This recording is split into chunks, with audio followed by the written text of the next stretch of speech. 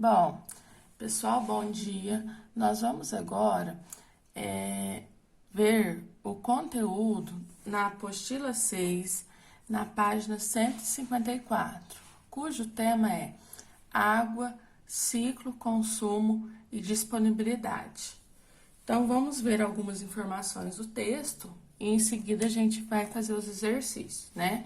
Então, aqui, ó, a água é a substância mais comum na superfície terrestre. Os oceanos cobrem 72% da superfície do planeta e, consequentemente, 97,2% de toda a água existente. O restante está distribuído da seguinte maneira: 2,16% na forma de gelo nos polos, 0,0197 em lagos e rios e 0,61% no subsolo. E um pouquinho, né, 0,001% na atmosfera. Bom, então, como essa água está distribuída dessa forma na atmosfera, a gente vai cair aonde no quê? No ciclo da água ou ciclo hidrológico da água, né? Porque a água está distribuída, né? Dessa maneira e ela em constante movimentação. Então, ela está, né? A gente encontra a água nesses locais e nós sabemos que existe a movimentação. Bom, nós sabemos que tem processos endotérmicos, ou seja, que absorvem calor para que ocorra. Quem são eles? A evaporação, a transpiração e a fusão. Depois a gente tem processos exotérmicos, que são aqueles que liberam calor, que é a condensação e a solidificação. Nessa página, a gente tem o ciclo hidrológico da água, né? Então, ó, a água, por evaporação, transpiração, né? Ela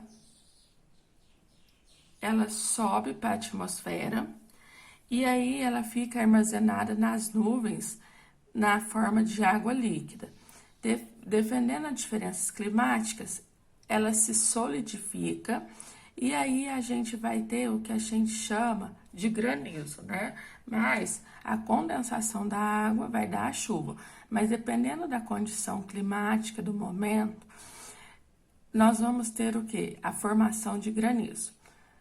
Neve e gelo também podem sofrer fusão.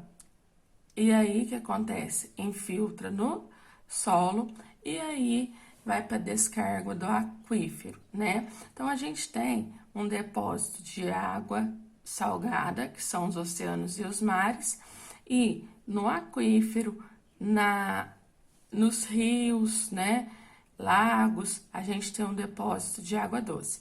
Quando chove, né, a gente chove ou sofre a fusão do gelo, da neve, a gente tem um escoamento que também superficial. Nós podemos ter um escoamento subterrâneo, né, que por infiltração, que ele vai ficar no aquífero, né, ou na forma dos lençóis freáticos. Aí a gente tem aqui um fator que está interferindo muito na disponibilidade da água. Que fatores são esses? Primeiro fator, crescimento populacional, aumento da atividade humana na agricultura e na indústria, e também as alterações climáticas, né? Que tem levado muitos mananciais, né, à sua exaustão. Então, isso daqui estão contribuindo para o quê? Para que haja a escassez da água, né? Então, aqui, ó, levando ela à exaustão. O tratamento da água de esgoto, da água poluída e da água do mar para obtenção de água potável é possível, mas qual é o maior obstáculo? O maior obstáculo é que esse tratamento ele é o quê? Muito caro. Ainda, né, não tem uma tecnologia mais em conta, mas custeada, certo? Bom, a poluição, ela vai classificar a água como imprópria para beber, lavar, irrigar ou para uso industrial. Então, se a água está poluída, ela vai ser imprópria para todas essas atividades. Quais são os poluentes mais comuns da água? A gente vai começar agora, né? Então, nós vamos começar a ver as situações aqui. Nutrientes de micro-organismos anaeróbicos. O que acontece? É uma rápida multiplicação da população de bactérias aeróbicas que oxidam o material orgânico disponível. Isso daí, então, vai aumentar uma coisa que chama demanda bioquímica de oxigênio. E aí, como a quantidade de oxigênio é limitada, ela se esgota. Consequentemente, porque aumentou a DBO que a gente fala. Então, aumentando-se a DBO, diminui-se a quantidade de oxigênio é limitada e, consequentemente, essa quantidade de oxigênio vai se esgotar. O que vai aparecer ali naquele lago, naquele rio? Morte de todos os organismos aeróbicos presentes existentes, das bactérias até os peixes. Nesse ambiente anaeróbico, sem oxigênio, desenvolve-se micro-organismos depositores, né? Então, micro-organismos depositores que liberam metano e gás sulfídrico. Vamos lá. Além disso, observa-se a multiplicação das algas. Esse processo é denominado eutrofização. Então, gente, vai ter uma multiplicação de algas ali, que vocês conhecem melhor do que eu por causa da biologia, né? E aí, o que vai acontecer? Vai impedir, né, que a luz solar penetre na água.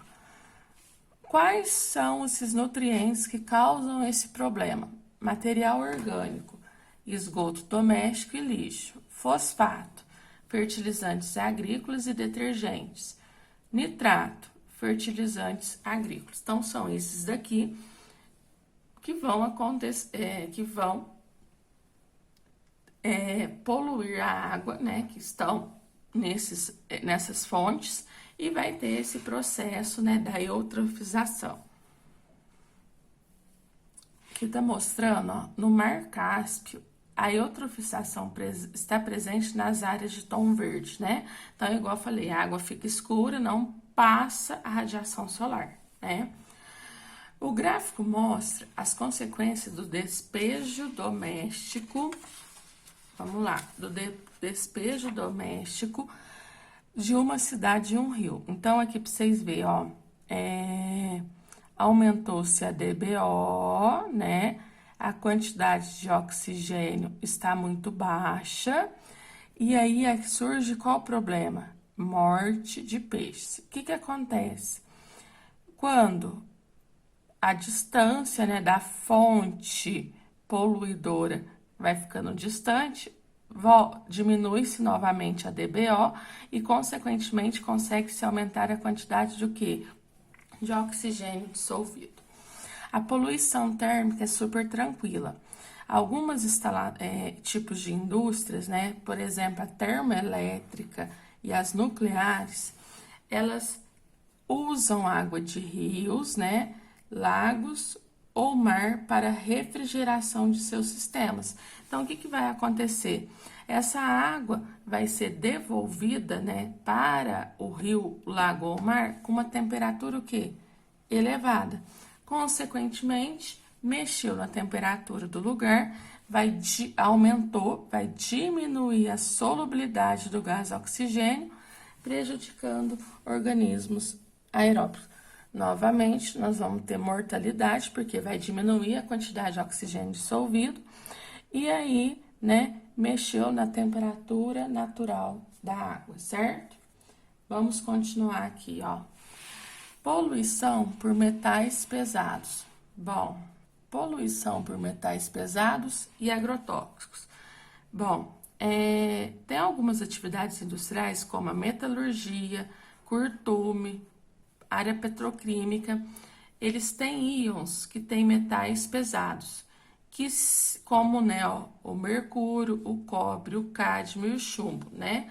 Eles se acumulam na cadeia alimentar, chegando a intoxicar os consumidores de peixes e de crustáceos capturados em águas contaminadas. Então, ele intoxica quem alimenta, né, desses peixes de crustáceos em águas contaminadas. Uma coisa que eu quero falar é o seguinte: quando aumenta o nível trófico da cadeia, né, ó, o fitoplâncton está na água, o zooplâncton alimenta do fitoplâncton, os peixes pequenos do zooplâncton, peixe grande do peixe pequeno, aí vem a ave de rapina, né,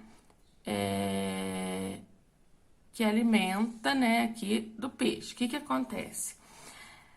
Qual a passagem, né, o aumento do nível trófico aqui na cadeia, aumenta-se a concentração desses metais pesados ou de agrotóxicos, né? Aqui, ó, é uma cadeia alimentar que foi mostrada ela com DDT, né? DDT é um tipo de agrotóxico. Então, ó, o uso intensivo dos agrotóxicos, inseticidas, fungicidas, herbicidas também levam à contaminação da água.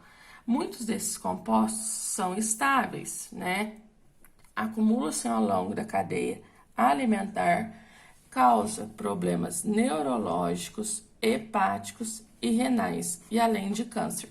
O DDT, ele tem como é que fala? Uma compra fiscalizada, né? Não pode ficar comprando assim aleatoriamente. Teve um tempo que ele estava até proibido, porque ele pode causar, é um dos motivos que muitas pessoas tiverem câncer na cabeça, né? Porque ele tem facilidade de alojar lá no cérebro, tá? Então, o que acontece? Acontece isso daí, então a gente pega, né? E foi limitado, hoje quase não usa. Então, quando a gente, aquele negócio, usa agrotóxico, tem que devolver o frasco lá para a cooperativa, né? Que fica na responsabilidade da pessoa. E esse frasco tem que ser todo furado para que a pessoa não reaproveite esse utensílio, né? Para outra finalidade.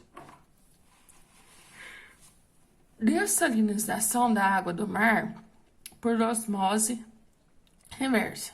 Então, a gente sabe que a fonte de água salgada no planeta é muito grande. E a de água doce já é o quê? Pequena, é pouca. Então, o que eles fazem? Aqui, né, tá mostrando a osmose normal. Então, a osmose normal, o meio menos diluído passa para o mais concentrado. Já a osmose reversa, o que vai acontecer? O meio mais concentrado vai para o meio mais diluído. E aí, o que vai acontecer? Nós temos que aplicar uma pressão maior, né? Senão a gente também não vai conseguir fazer esse processo de osmose. Esse processo de osmose reversa, ele tira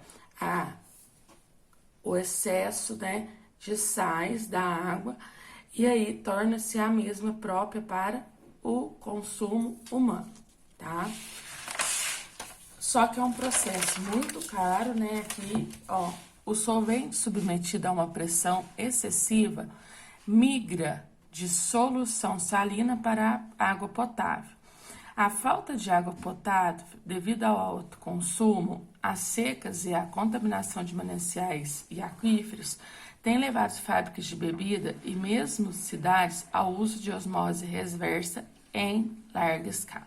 Mas lembrando o seguinte, que esse processo é um processo muito caro, tá? Também. Então, é muito complicado. Aqui tá mostrando que quem faz isso daí são países que não têm água doce mais, igual a Califórnia, lá nos Estados Unidos.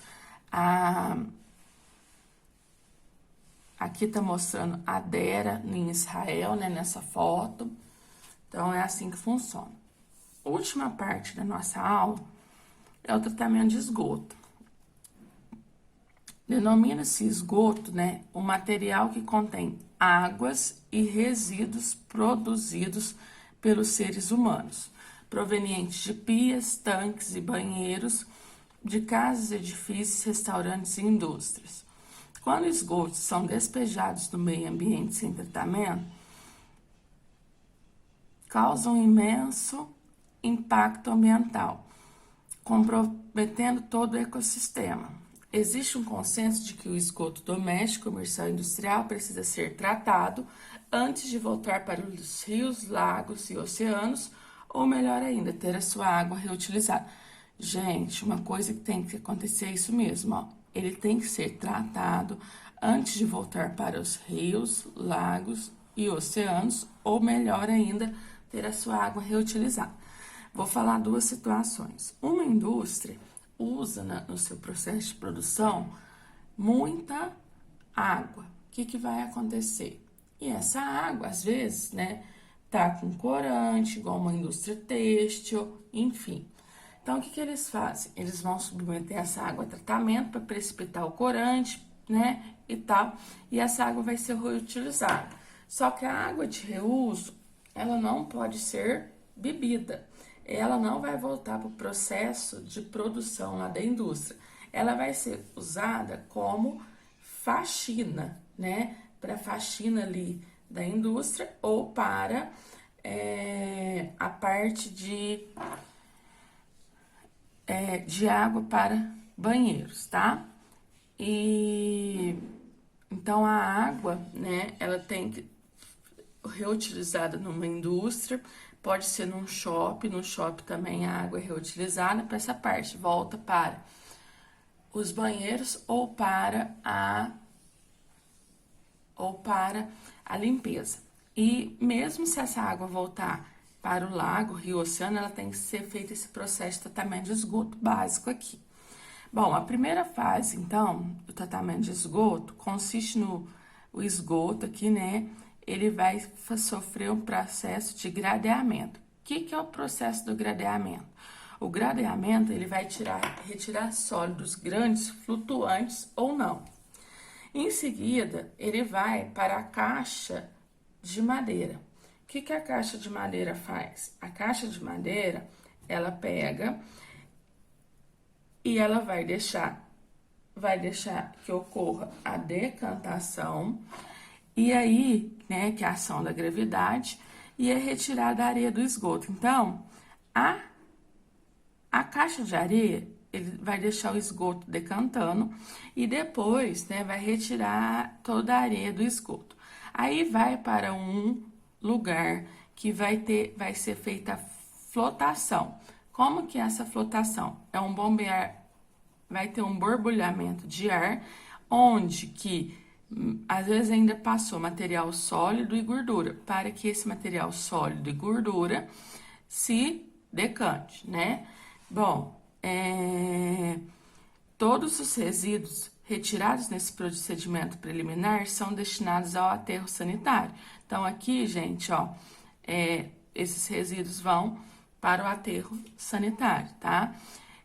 Aí vai ter uma aeração intensiva, através de um borbulhamento de ar, micro-organismos aeróbios vão metabolizar os materiais biodegradáveis. Vai acelerar a multiplicação e o metabolismo de micróbios. Então, o que vai acontecer? Vai surgir aqui o lodo, né? Então, vai ter uma degradação aeróbica usando micro-organismos, certo? Aí vai começar, né, ó, esse lodo que estava na superfície, ele já começa o quê? A decantar, certo? E aqui vai ter a formação de mais lodo, porque tá tendo uma degradação aeróbica. A decantação, no decantador aqui, consiste na retirada do lodo formado de micróbios, mais material sólido, insolúvel, não degradado. Então, aqui, né, vai ser a retirada, vai deixar em repouso aquele lodo que, porventura, ainda tá, que não tinha sido decantado, aqui ele vai ser retirado. E a última etapa é a desinfecção. A desinfecção é a adição de cloro ou hipoclorito de sódio, que é a água sanitária, para eliminar micro-organismos. Detalhe, a água de reuso não é potável, pois pode conter poluentes solúveis que não foram eliminados, como metais pesados e agrotóxicos. Por isso que a água de reuso não é própria para beber e nem para voltar para o processo de produção, principalmente na área alimentícia, certo? Agora, nós vamos pegar e fazer os exercícios que estão aí. Vamos lá, ó. Primeiro exercício. Vamos pegar o primeiro exercício aí pra gente estar fazendo. Então, a gente vai para a página 157 fazer os exercícios. Então, vamos lá. Bom, na página 157 fala assim, ó. A elevação da temperatura das águas de rios, lagos e mares diminui a solubilidade do oxigênio, pondo em risco as diversas formas de vidas aquáticas que dependem desse gás. Se essa elevação de temperatura acontece por meios artificiais, dizemos que existe poluição térmica. As usinas nucleares, pela própria natureza do processo de geração de energia, podem causar esse tipo de poluição. Então, quem pode causar esse tipo de poluição? Usinas nucleares. Que parte do ciclo de geração de energia das usinas nucleares está associada a esse tipo de poluição? Bom, o que acontece? A usina nuclear, ela usa a água para fazer o quê? O resfriamento da água, do vapor de água ali no processo gerado. Então, né, é a letra B. Fissão não é a fissão, porque a fissão é liberação de energia, tá? Conversão de energia das turbinas pelos geradores, também tá fora. Aqui é só para ter o movimento das turbinas que vão gerar energia. Aquecimento da água líquida para gerar vapor de água. Quando o material físsil, ele vaporiza a água e, consequentemente, no que ele vaporiza a água, ele faz a água ir para o estado de vapor gasoso. Só que essa água, para ser devolvida ao mar, ao oceano, ela tem que ser o quê? Resfriada. Então, ela tem que voltar do estado gasoso para o estado líquido. Então, por isso que é a letra B. 2. Em uma região